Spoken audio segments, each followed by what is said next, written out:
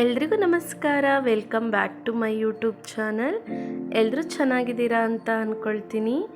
ಇವತ್ತಿನ ಈ ವಿಡಿಯೋದಲ್ಲಿ ನಾನು ಯಾವ ರೀತಿ ಮೀನಿನ ತವಾ ಫ್ರೈ ಮಾಡೋದು, ಹಾಗೆಯೇ ಯಾವ ರೀತಿ ಮೀನಿನ ಸಾಂಬಾರನ್ನ ಮಾಡೋದು ಅಂತ ತೋರಿಸ್ಕೊಡ್ತಾ ಇದ್ದೀನಿ. ಫಸ್ಟು ನಾನು ಮೀನಿನ ತವಾ ಫ್ರೈ ಮಾಡ್ಕೊಳ್ಳೋದಕ್ಕೆ ರೆಡಿ ಮಾಡ್ಕೊಳ್ತಾ ಇದ್ದೀನಿ. ಒಂದು ಮಡಕೆ ತಗೊಂಡಿದ್ದೀನಿ, ಅದಕ್ಕೆ 2 ಮೊಟ್ಟೆ ಒಡೆದ್ಬಿಟ್ಟು ಹಾಕ್ಕೊಳ್ತಾ ಇದ್ದೀನಿ. 2 spoon cornflour powder, 4 spoon fish fry powder, 1 spoon ಖಾರ ಪುಡಿ, 1 ಸ್ಪೂನ್ ಧನಿಯಾ ಪುಡಿ, 1 ಸ್ಪೂನ್ ಅರಿಶಿಣ ಪುಡಿ, 1 ಸ್ಪೂನ್ ಜೀರಿಗೆ ಮೆಣಸು ಪುಡಿ, ರುಚಿಗೆ ತಕ್ಕಷ್ಟು ಉಪ್ಪನ್ನ ಹಾಕ್ಕೊಳ್ತಾ ಇದ್ದೀನಿ. ಇವಾಗ ನಾನು ಇದಕ್ಕೆ ಶುಂಠಿ ಬೆಳ್ಳುಳ್ಳಿ ಪೇಸ್ಟ್ ಕೂಡ ಸೇರಿಸ್ಕೊಂಡು 2 ಸ್ಪೂನಷ್ಟು ಹುಣಸೆ ಹುಳಿ ಕೂಡ ಹಾಕ್ಕೊಳ್ತಾ ಇದ್ದೀನಿ. 1 ನಿಂಬೆಹಣ್ಣನ್ನು ಕಟ್ ಮಾಡಿಬಿಟ್ಟು ಹಿಂಡ್ಕೊಳ್ತಾ ಇದ್ದೀನಿ. ಇಲ್ಲಿ ಸೇರಿಸಿರೋವಂಥ ಎಲ್ಲ ಮಸಾಲೆನೂ ನಾನಿವಾಗ ಸ್ವಲ್ಪ ಕೂಡ ಗಂಟಿಲ್ಲದೆ ಇರೋ ರೀತಿ ನೀಟಾಗಿ ಮಿಕ್ಸ್ ಮಾಡ್ಕೊಳ್ತಾ ಇದ್ದೀನಿ. ನಿಮಗೆ ಬೇಕಿದ್ದರೆ 1 ಸ್ಪೂನಷ್ಟು ಅಕ್ಕಿ ಪೌಡರ್ನ ಕೂಡ ನೀವು ಸೇರಿಸ್ಕೊಳ್ಬೋದು. ಗಟ್ಟಿ ಅನಿಸಿದ್ರೆ 2 ಸ್ಪೂನ್ ನೀರು ಕೂಡ ನೀವು ಹಾಕ್ಕೊಳ್ಳಿ. ನಾನಿವಾಗ 2 ಸ್ಪೂನಷ್ಟು ಕೊಬ್ಬರಿ ಎಣ್ಣೆನೂ ಕೂಡ ನಾನು ಸೇರಿಸ್ಕೊಂಡು ಇನ್ನೂ ಚೆನ್ನಾಗಿ ಮಿಕ್ಸ್ ಮಾಡ್ಕೊಳ್ತಾ ಇದ್ದೀನಿ. ನೋಡ್ತಾ ಇರ್ಬೋದು ಎಷ್ಟು ಚೆನ್ನಾಗಿ ಮಿಕ್ಸ್ ಆಗಿದೆ ಅಂತ. 1.5 kgಯಷ್ಟು ಮೀನಿನ ಕಡಿಗಳನ್ನ ನಾನು ಅರಿಶಿನ ಮತ್ತು ಉಪ್ಪು ಸೇರಿಸಿ ನೀರಲ್ಲಿ ನೀಟಾಗಿ ವಾಶ್ ಮಾಡಿ ಇಟ್ಕೊಂಡಿದ್ದೆ. ಇವಾಗ ನಾನು ಅದನ್ನು ಇದರೊಳಗೆ ಈ ಮಸಾಲೆ ಒಳಗಡೆ ಸೇರಿಸಿ ನೀಟಾಗಿ ಮಿಕ್ಸ್ ಮಾಡ್ತಾ ಇದ್ದೀನಿ. ನೀವು ನೋಡ್ತಾ ಇರ್ಬೋದು ಎಷ್ಟು ಚೆನ್ನಾಗಿ ಮಿಕ್ಸ್ ಆಗಿದೆ ಅಂತ. ಇವಾಗ ನಾನು ಇದಕ್ಕೆ ಮುಚ್ಚಳ ಮುಚ್ಚಿ 1.5 ಗಂಟೆಯಷ್ಟು ನೆನೆಸಿಡ್ತಾ ಇದ್ದೀನಿ. ಇವಾಗ ಇದು ಚೆನ್ನಾಗಿ ನೆಂದಿದೆ. ಮೀನೆಲ್ಲ ಚೆನ್ನಾಗಿ ಉಪ್ಪು ಖಾರ ಹುಳಿ ಎಲ್ಲ ಚೆನ್ನಾಗಿ ಇಟ್ಕೊಂಡಿದೆ, ನೋಡಿದ್ರೇ ಗೊತ್ತಾಗ್ತಿದೆ.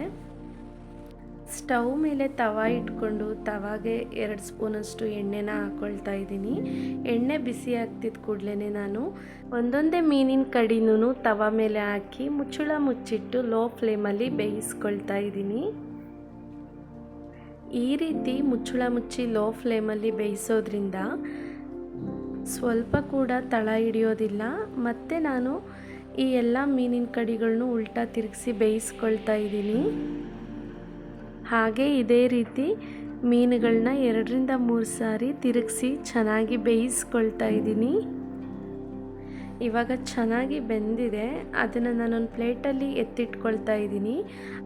ಹಾಗೆ ಇನ್ನು ಉಳಿದಿರೋ ಮೀನುಗಳನ್ನು ಕೂಡ ತವಾ ಮೇಲೆ 2 ಸ್ಪೂನ್ ಎಣ್ಣೆ ಹಾಕಿ ಎಲ್ಲ ಮೀನಿನ ಕಡಿಗಳನ್ನು ಕೂಡ ತವಾ ಮೇಲೆ ಹಾಕ್ಕೊಂಡು ನಾನು ಮುಚ್ಚಳ ಮುಚ್ಚಿ ಬೇಯಿಸ್ಕೊಳ್ತಾ ಇದ್ದೀನಿ ಲೋ ಫ್ಲೇಮಲ್ಲಿ.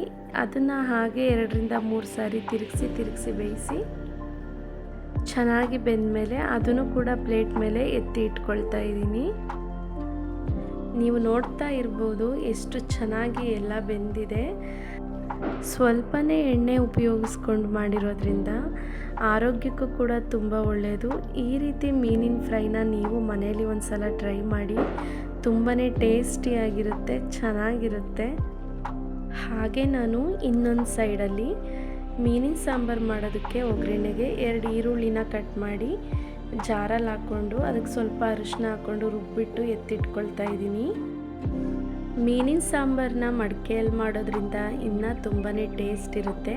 ನಾನು ಮಡಿಕೆಗೆ ಸ್ವಲ್ಪ ಎಣ್ಣೆ ಹಾಕ್ಕೊಂಡು ರುಬ್ಬಿಟ್ಟಿರೋ ಈರುಳ್ಳಿ ಪೇಸ್ಟ್ನ ಫ್ರೈ ಮಾಡ್ಕೊಳ್ತಾ ಇದ್ದೀನಿ. ಹಾಗೆ ಇನ್ನೊಂದು ಸೈಡು ಮಸಾಲೆಗೆ ರೆಡಿ ಮಾಡ್ಕೊಳ್ಳೋದಕ್ಕೆ 2 ಚಕ್ಕೆ ಪೀಸು, 4 ಲವಂಗ, 2 ಏಲಕ್ಕಿ, ಚಿಟಿಕೆ ಜೀರಿಗೆ, ಚಿಟಿಕೆ ಮೆಂತ್ಯ, 4 ಇಕ್ಳು ಬೆಳ್ಳುಳ್ಳಿ, 1 ಇಂಚು ಶುಂಠಿ, 1 ಟೊಮೊಟೊ, ಸ್ವಲ್ಪ ತೆಂಗಿನಕಾಯಿ, 1 ಸ್ಪೂನ್ ಕಡಲೆ, 1 ಸ್ಪೂನ್ ಖಾರ ಪುಡಿ, 2 ಸ್ಪೂನ್ ಧನಿಯಾ ಪುಡಿ, ಸ್ವಲ್ಪ ಕೊತ್ತಂಬರಿ ಸೊಪ್ಪು ಎಲ್ಲ ಸೇರಿಸ್ಕೊಂಡು ಮಸಾಲೆನ ರುಬ್ಬಿಟ್ಕೊಳ್ತಾ ಇದ್ದೀನಿ.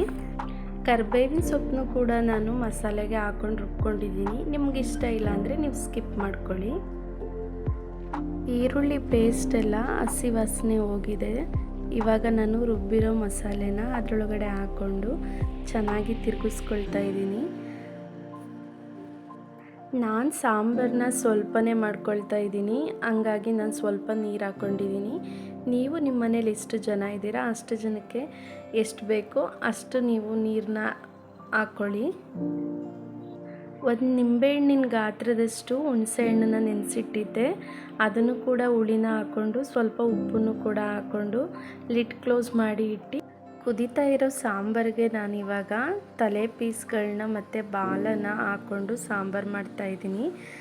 ನಾನು ಮೀನಿನ ಕಡಿಗಳನ್ನ ಫ್ರೈ ಮಾಡ್ಕೊಂಡಿದ್ದೀನಿ, ತಲೆ ಮತ್ತು ಬಾಲನ್ನು ಸಾಂಬಾರು ಮಾಡ್ಕೊಳ್ತಾ ಇದ್ದೀನಿ. ನಾವು ಸೌಟಲ್ಲಿ ಸಾಂಬಾರನ್ನ ತಿರುಗಿಸೋದ್ರಿಂದ ಪೀಸ್ ಎಲ್ಲ ಕಲಸೋಗುತ್ತೆ.